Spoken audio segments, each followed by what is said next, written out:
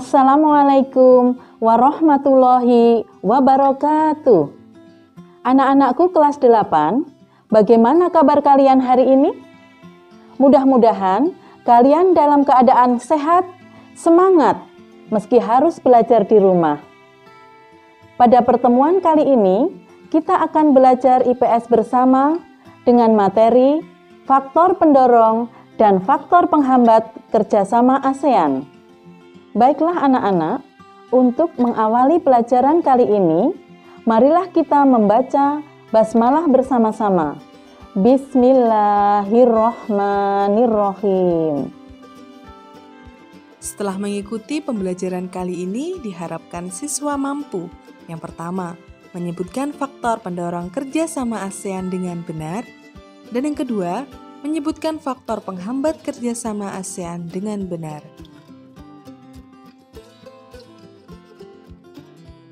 Setiap negara pasti membutuhkan negara lain.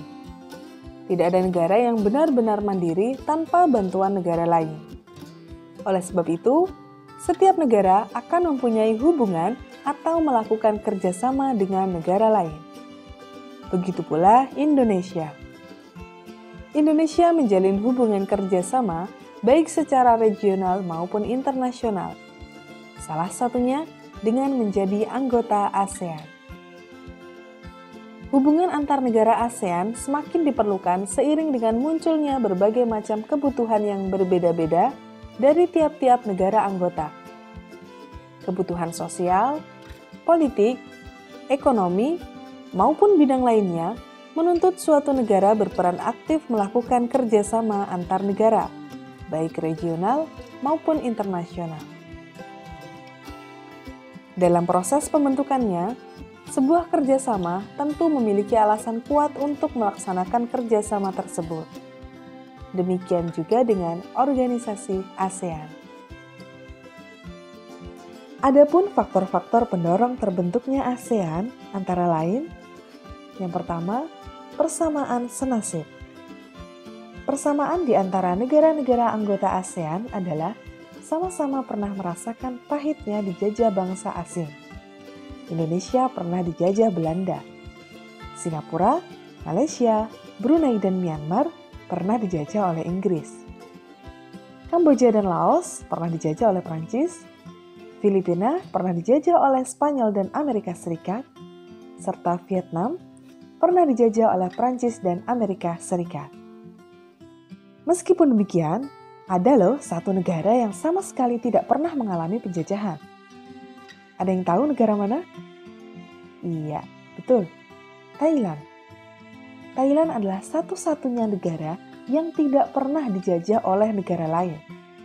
Alasannya, karena Thailand difungsikan sebagai tanah netral yang menjadi pembatas koloni antara negara-negara penjajah. Faktor yang kedua adalah letak lokasi geografis berdekatan. Indonesia dan negara ASEAN lainnya berada di kawasan Asia Tenggara yang secara geografis terletak di antara dua benua, yaitu Asia dan Australia, serta dua samudera, yaitu Hindia dan Pasifik. Keadaan ini dapat mempermudah dan mendorong kerjasama yang bersifat regional di antara negara anggota ASEAN. Faktor selanjutnya adalah persamaan budaya. Negara-negara yang tergabung dalam organisasi ASEAN memiliki kesamaan dalam nilai-nilai dasar kebudayaan.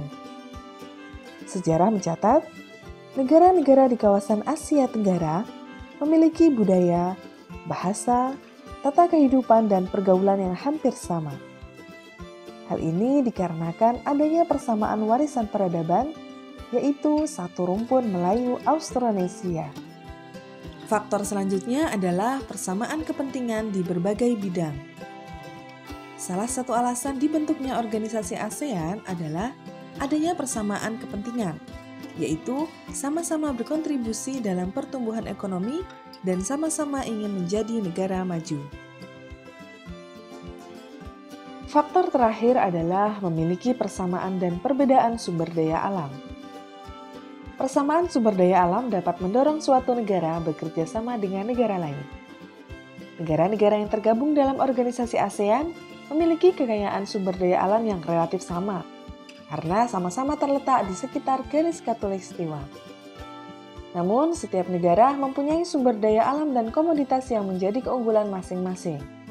Indonesia memiliki produk unggulan berupa minyak mentah dan gas alam, Malaysia memiliki karet dan timah, Singapura mengandalkan perdagangan, Brunei memiliki minyak dan gas alam, Vietnam dengan sumber daya lautnya, Kamboja memiliki beras dan karet, serta Filipina, Thailand, Laos, dan Myanmar dengan produk unggulan mereka yaitu beras.